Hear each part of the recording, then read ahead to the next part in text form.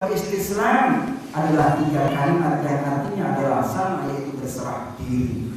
Kita berserah diri kepada Allah sebagai seorang muslim, kita akan menyerahkan diri kita kepada Allah. Artinya karena Allah Subhanahu wa taala menyuruh Nabi kita Muhammad sallallahu alaihi wasallam sebagai nabi, maka yang dimaksudkan sebagai seorang muslim adalah orang yang menyerahkan dirinya kepada Nabi Muhammad sallallahu alaihi wasallam. Oleh karena itu Allah memerintahkan kepada kita, wa ma atakumur rasulu fakhudhuhu wa ma nahakum anhu fantahu. Apa yang Allah Rasul berikan, yang perintahkan kepada kita tinggalkan, dan apa yang dilarang oleh Rasul kepada kita harus kita tinggalkan. Menggambarkan bahwa seseorang muslim adalah orang yang berserah diri kepada Rasulullah sallallahu alaihi wasallam. An-nabi awla bil mu'minina min anfusihim. Lalu apa yang dibawa Rasul? Apa yang diperintahkan Rasul untuk kita? Apa yang dibawa oleh Nabi kita untuk kita? Minimal ada 2 hal, meskipun banyak hal. 1, bahwa yang dibawa oleh Nabi kita Muhammad sallallahu alaihi wasallam kepada kita adalah syariatnya Allah dengan segala perintah dan larangan, ibadah, kewajiban, muamalah, dan lain sebagainya. Ini semua adalah ajaran yang dibawa oleh Nabi kita Muhammad sallallahu alaihi wasallam. Dan itu pula yang diperintahkan Rasul kepada kita untuk menjalankannya. Dan yang kedua, perintah Rasulullah kepada kita adalah untuk penjaga daripada agama. Artinya Rasulullah sallallahu alaihi wasallam ketika dia memperjuangkan agama Allah Subhanahu wa taala, maka kemudian sebelum dia meninggal dunia, Rasulullah berpesan kepada kita terhadap keluarganya yang merupakan penjagaan daripada agama Allah Subhanahu wa taala. Ketika Rasulullah sallallahu alaihi wasallam bersabda, "Inni tarikum fiikum al-thaqalain. Ma in tamassaktum bihima lan tadillu ba'di abada." Kata Rasulullah, aku telah tinggalkan kepada kalian 2 hal yang apabila kalian berpegang teguh dengan 2 hal ini, niscaya kalian tidak akan pernah sesat selamanya. Rasul mengatakan jika kalian berpegang teguh kepada 2 hal ini, kalian tidak akan pernah sesat selamanya. Lalu Rasulullah mengatakan, kitabullah wa itrati ahli baiti. Yaitu yang satu adalah Al-Quran, kitab Allah, dan yang kedua adalah ahlul baitku, itrahku dan ahlul baitku. Hadis ini diriwayatkan oleh seluruh kaum muslimin dan tidak pernah ada yang mengatakan hadis ini hadis dhaif. Semua yang mengatakan hadis sahih, melebihi daripada mutawatir. Tapi sayangnya mereka tidak mengamalkan hadis ini kecuali hadis yang mengatakan kitabullah wa sunnati. Dan hadis itu yang mengatakan kitabullah wa sunnati hanyalah hadis ahad. Dan pertama kali yang meriwayatkan hadis kitabullah wa sunnati itu adalah Imam Malik dalam kitabnya Al-Muwatta. Sebelum itu tidak pernah ada. Jadi berbeda dengan kita yang Rasulullah katakan kitabullah wa itrati ahli baiti. Seluruh ulama meriwayatkan ini. Pentingnya pesan Rasulullah tentang ahli bait. Rasulullah mengatakan fanduru kaifa ta'lamu bi imamin ba'd. Lihatlah, hati-hati kalian bagaimana kalian dengan 2 pesan ini setelah aku mati nanti. Jangan sampai kalian meninggalkan. Ini pesan Rasulullah sallallahu alaihi wasallam. Di hari Asyura, di malam-malam semacam ini, ketika kita memperingati hari Imam Husain alaihi salatu wassalam, adalah tujuannya memperbarui baiat kita kepada Rasulullah sallallahu alaihi wasallam. Orang yang mengadakan peringatan kepada Imam Husain di setiap Asyura, di setiap saat, sebenarnya adalah upaya memperbarui baiat kita kepada Rasulullah, yaitu ketika kita diperintahkan untuk berpegang teguh kepada Al-Quran dan ahli bait Rasulullah sallallahu alaihi wasallam. Ketika kita memperingati hari Imam Husain alaihi wassalam, berarti itu adalah upaya untuk berbaiat kepada Al-Imam Husain alaihi salatu wassalam, yang saat itu dia berkata, "Ama min mu'inin yu'inuna." Adakah orang yang ingin membantu kami? Adakah orang yang ingin menolong kami, kata Al-Imam Husain. Kehadiran kita dan peringatan kita tiap saat, tiap tahun, dengan mengorbankan segala hal, jiwa, bahkan semua kekuatan dan keuangan, tujuannya adalah karena kita ingin memperbarui gairah kepada Imam Husain. Kenapa harus Imam Husain? Kenapa kepada harus ahli bait Rasulullah? Karena ahli bait Rasulullah maupun Imam Husain memiliki ajaran, yang ajaran itu adalah otentik dari Allah dan Rasulnya. Ajaran yang belum pernah diubah oleh masyarakat atau pemikiran-pemikiran lainnya. Ajaran yang murni dari Allah, ajaran yang murni dari Muhammad Rasulullah SAW. Oleh karena itu, saudara sekalian, bahwa ketika kita memperingati Al-Imam Husain alaihi salatu wassalam adalah upaya memperdalam hubungan kita dengan Rasulullah dan Ahlul Bait alaihi salatu wassalam. Oleh karena itu wajar jika kemudian para musuh ketakutan terhadap orang yang memperingati Al-Imam Husain. Mereka ketakutan dikarenakan dengan semangat kita yang kita pelajari dari Al-Imam Husain, dari Ahlul Bait Rasulullah sallallahu alaihi wasallam, membuat kita akan semangat dan membuat kita tidak akan pernah peduli terhadap tantangan dan rintangan. Saudara sekalian yang dimuliakan oleh Allah Subhanahu wa taala. Lihat, ketika kita memperingati Al-Imam Husain, karena Al-Imam Husain alaihi salatu wassalam bukan milik kelompok tertentu. Ahlul Bait alaihi salatu wassalam bukan milik kelompok tertentu, tapi Ahlul Bait adalah seluruh milik umat Islam. Seluruh kaum muslimin harus mengakui Ahlul Bait. Jika tidak, maka diragukan keislaman. Ahlul Bait adalah milik seluruh kaum muslimin. Anda perhatikan, tidak seorang pun di antara kaum muslimin apapun mazhabnya yang mengingkari bahwa Ali bin Abi Thalib adalah keluarga Rasulullah, Ahlul Bait Rasulullah. Tidak seorang pun kaum muslimin yang mengingkari bahwa Rasulullah sangat mencintai Ali bin Abi Thalib. Seluruh kaum muslimin meyakini bahwa Rasulullah selalu memuji Ali bin Abi Thalib karena keagungan Ali bin Abi Thalib. Seperti hadis yang kalian dengar dan sudah kalian hafalkan ketika Rasulullah mengatakan, "Ana madinatul ilmi wa aliyun babuha."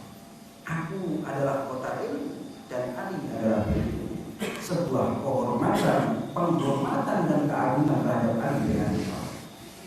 Semua kaum muslimin apapun mazhabnya, semua mengakui bahwa Fatimah Zahra adalah putri Rasulullah yang sangat dicintai. Dan Rasulullah pernah mengatakan, "Fatimah bintu minni, faman adaha faqad adani, wa man adani faqad adallah."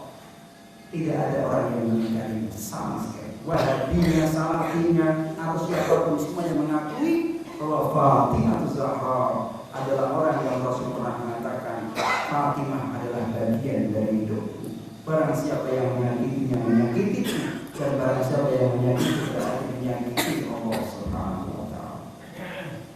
Semua orang tahu bahwa Al-Imam Hasan dan Husain itu adalah cucu Rasulullah dan tidak ada yang mengingkari.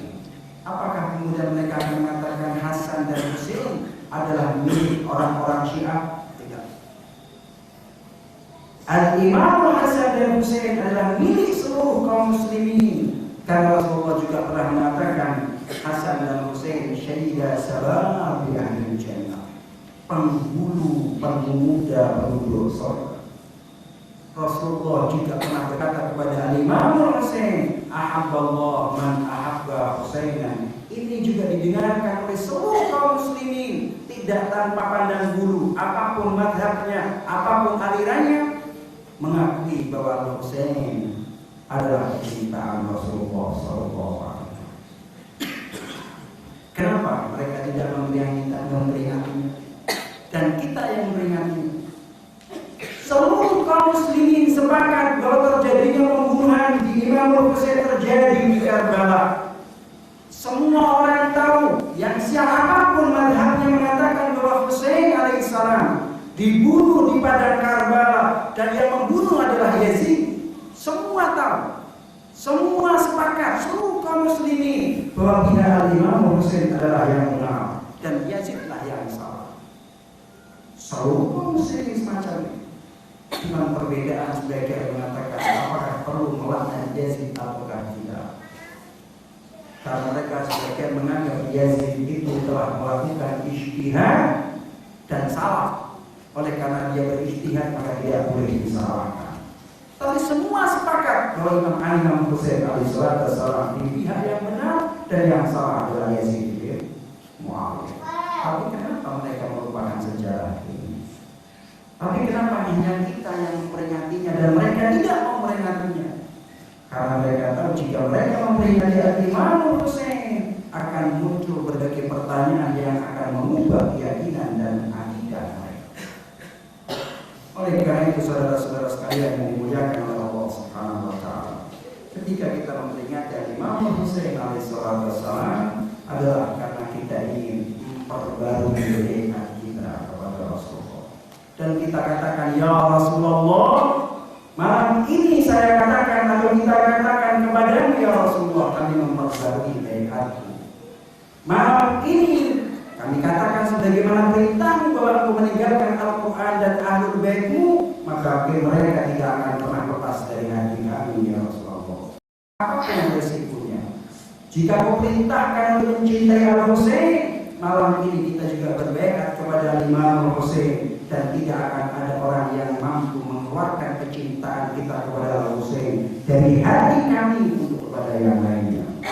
Jika kau perintahkan kami untuk mencintai Fatimah Zahra, suaminya dan putra-putranya, maka tidak akan ada seseorang pun dan siapapun yang mampu mencabut keyakinan itu dari hati kami. Oleh karena itu kita katakan labbaik ya Husain. Kita katakan labbaik ya Husain karena kalimat Al-Imam Husain yang mengatakan amamin mu'inin yu'inuni amamin nasir yang suruni, itu adalah kalimat yang bersifat abadi. Kalianlah yang dimintai tolong, kalianlah yang diseru. Ada tidak orang yang ingin membantu kami dan mengamankan akidah kami, keyakinan kami? Ada tidak ada orang yang ingin bergabung bersama kami jika menghendaki ridha Allah? Itulah kalimat yang disampaikan oleh Imam Husain alaihissalam. Maka oleh karena itu saudara sekalian, selayaknya kita berkata labbaik ya Husain. Kita ucapkan 3 kali sebagai bentuk baiat kita kepada Imam Husain. Labbaik ya Husain.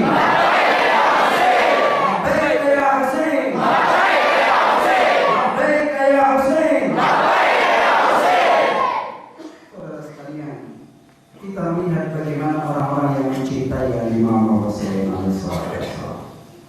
Di hari Asyura, mereka ketika mendengar seruan Al-Imam Husain, apakah adakah di antara kalian yang ingin menolong kami?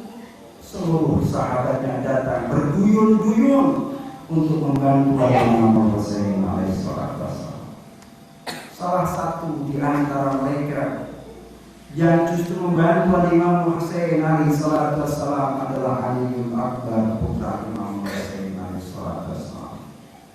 Seorang pemuda ketika di dalam perjalanannya menuju Karbala bersama Imam Husain alaihissalam. Imam Husain tertidur sesaat lalu bangun. Dalam perjalanan itu Imam Husain berkata, inna lillahi wa inna ilaihi raji'un. Sesungguhnya kami adalah milik Allah dan kami akan kembali kepada Allah Subhanahu wa taala. Kalimat itu membuat Aliul Akbar bertanya-tanya. Ia bertanya kepada ayahnya, wahai ayah, limadza istarja'ta? Kenapa engkau mengucapkan kalimat inna lillahi wa inna ilaihi raji'un? Al-Imam Husain alaihissalam berkata, Al-Imam Husain alaihissalam mengatakan, aku melihat banyak kaum yang datang mengejarku dan beberapa keluarga berada di belakangnya, berjalan di belakangnya, menggambarkan bahwa kematian akan segera menjemputku dan menjemput kita semua, kata Imam Hussein. Aliul Akbar seorang pemuda, dia bertanya, wahai ayah, tidakkah kita dalam keadaan benar? Al-Imam Hussein alaihissalam menjawab, iya, kita adalah keadaan benar. Imam Aliul Akbar menjawab kepada ayahnya, idzan la ubali bil maut. Kalau begitu aku tidak peduli dengan kematian. Apakah aku yang dikejar kematian ataukah aku yang akan mengejar kematian, kata Aliul Akbar. Bentuk pengorbanan kepada akidah dan keyakinan yang dimiliki oleh keluarga Rasulullah SAW. Di hari Asyura, di saat seluruh ashabul Imam Hussein alaihissalam terbunuh, di seluruh pengikut-pengikut Al-Imam Hussein alaihissalam telah terbunuh, Habib bin Mawahid, Zuhair bin Qayyim dan lain sebagainya telah terbunuh, Khurariyah telah terbunuh. Tinggal Aliul Akbar putra Rasulullah Hussein alaihissalam yang wajahnya mirip wajah Rasulullah SAW. Ia bertanya di saat itu, Imam Aliul Akbar datang kepada Imam Hussein alaihissalam. Ia meminta izin kepada ayahnya agar diizinkan untuk ikut berperang. Beliau Aliul Akbar menemui sang ayah dan berkata, wahai ayah, izinkan aku untuk korbankan dirimu dan diriku demi engkau. Al-Imam Hussein alaihissalam berdoa. Ketika Aliul Akbar keluar dari medan, dari kemah untuk menuju ke medan perang, Al-Imam Hussein berkata, Allahumma syhad ala haula'il qaum faqad barza ilaihim ghulamun ashbahan nas khulqan wa khulqa bi Rasulillah. Imam Hussein berkata, ya Allah, saksikanlah engkau terhadap mereka. Sekarang ini telah keluar seorang pemuda yang karakternya, jiwanya dan akhlaknya mirip Rasulullah SAW. Ia datang untuk menantang mereka, ya Allah. Aliul Akbar putra Al-Imam Hussein alaihissalam, dia mengorbankan dirinya untuk Al-Imam Hussein alaihissalam. Di hari Asyura, pada saat seluruh musuh telah menghalangi Al-Imam Hussein untuk mengambil air. Di hari Asyura, seluruh keluarga Nabi dalam keadaan kehausan.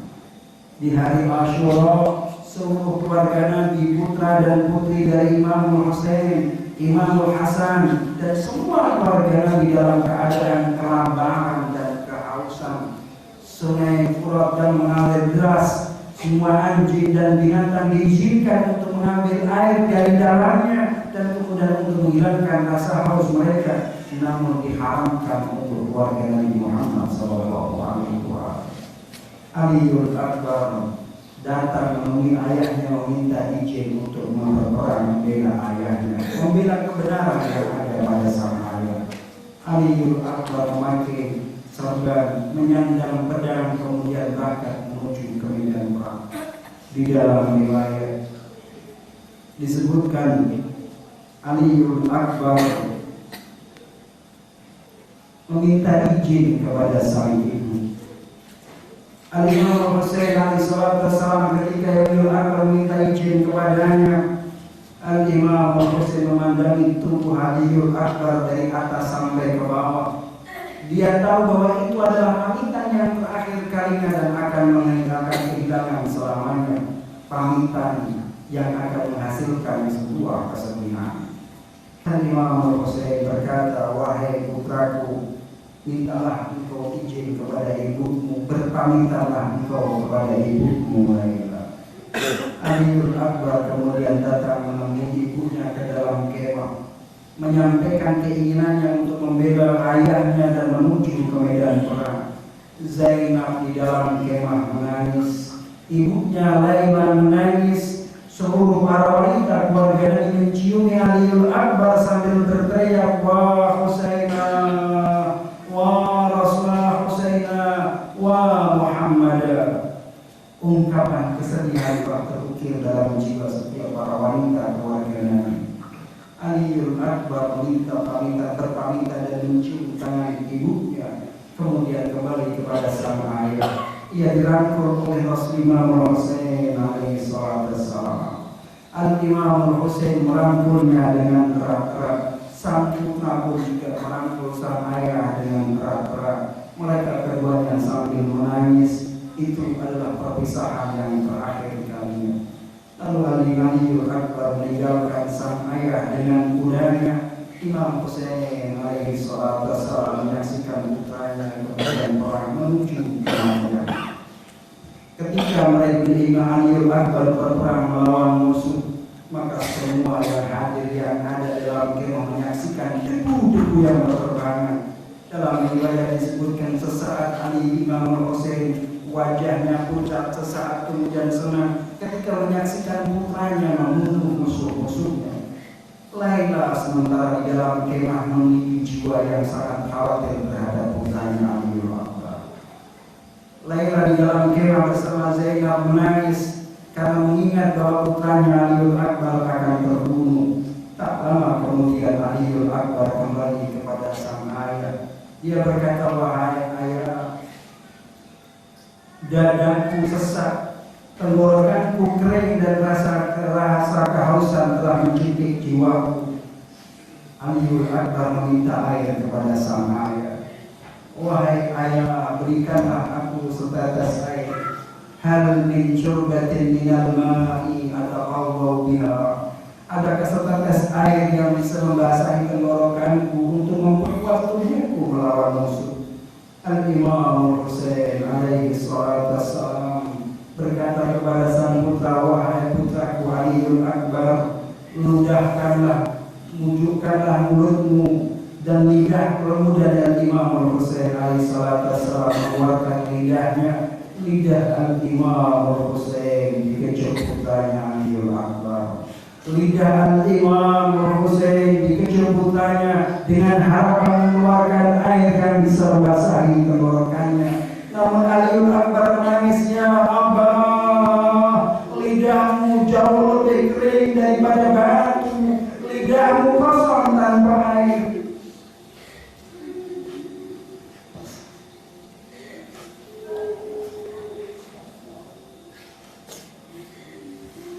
Imam Husain alaihi salatu wassalam ketika mendengarkan suara anaknya dan putranya yang sedang kehausan itu, putranya berkata, "Wahai ayah, rasa haus telah membunuhku. Rasa haus telah membuat aku susah untuk mengangkat pedangku ini. Fahami ilah min syurbatin minal ma'." Adakah setetes air yang bisa aku minum? Ataqawwa biha 'alal a'da, untuk mempertahankan musuh-musuh. Al-Imam Husain ketika Aliul Akbar mengucup mulut Imam Husain yang tanpa keluar, tidak mengeluarkan air, bahkan ludah pun tak keluar dari mulut Al-Imam Husain. Mulut Al-Imam Husain kering. Al-Imam Husain alaihi salatu wassalam berteriak, "Wah Maitha, wah Ghatha." Dia meminta tolong kepada Allah Subhanahu wa ta'ala. Lalu dia berkata sambil berpasrah diri, "Wahai putraku, engkau sebentar lagi akan ketemu kakekmu Mustafa Muhammad. Engkau akan diberikan minum oleh kakekmu Rasulullah dengan gelas yang engkau tidak akan pernah merasakan haus selamanya. Engkau tidak akan pernah merasakan haus selamanya." Lalu Aliul Akbar kembali ke medan perang sambil berpesan kepada ayahnya Husain, "Wahai ayahku, jagalah ibuku Laila, jangan engkau tinggalkan sendirian jika aku mati nanti."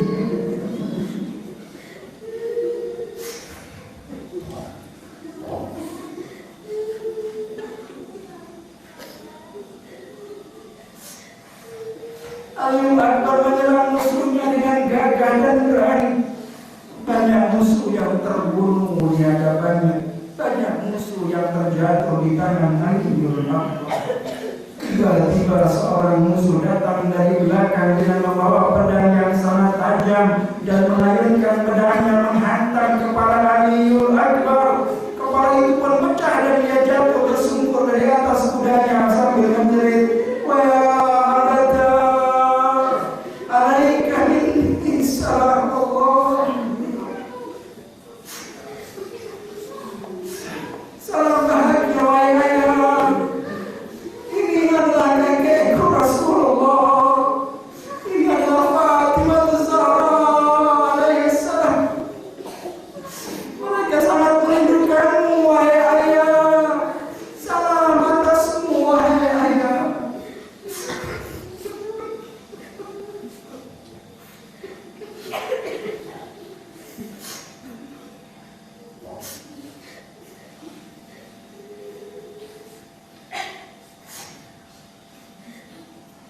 Aliul Akbar.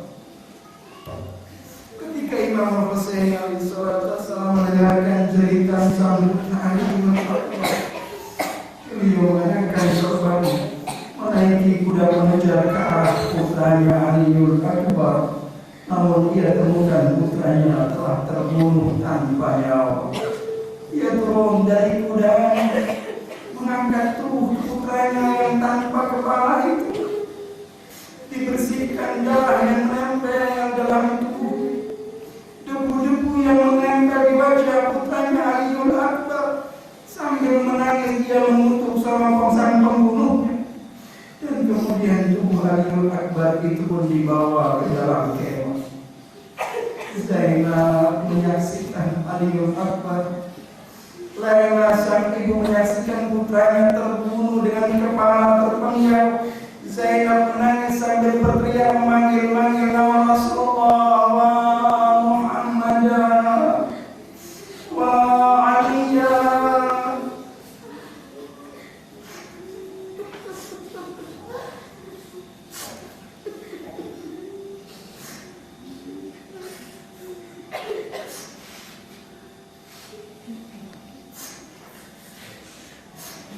Inna lillahi wa inna ilaihi raji'un. Inna lillahi wa inna ilaihi raji'un. Inna lillahi wa inna ilaihi raji'un.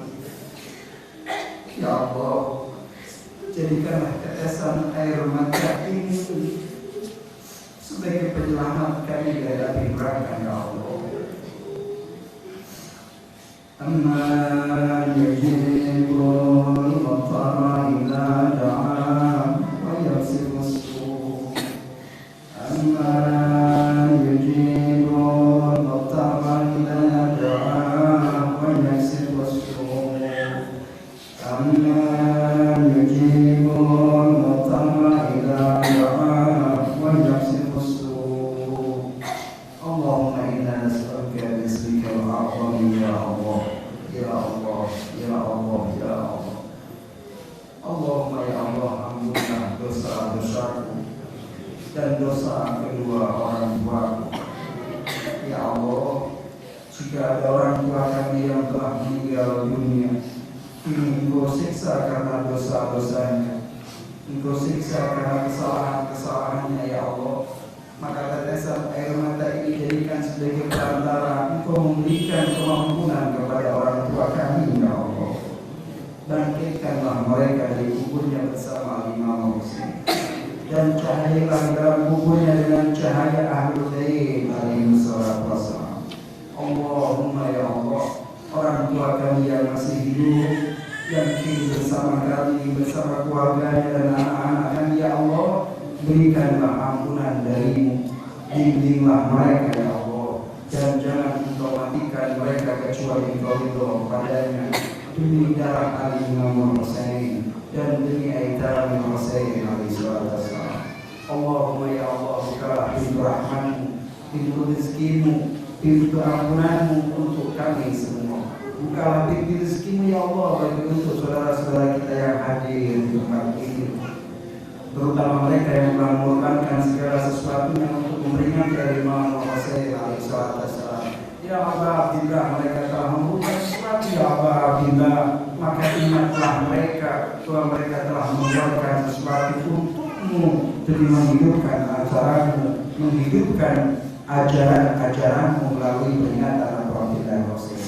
Allahumma shfi Allah ya Allah. Berikanlah kesembuhan saudara-saudara kita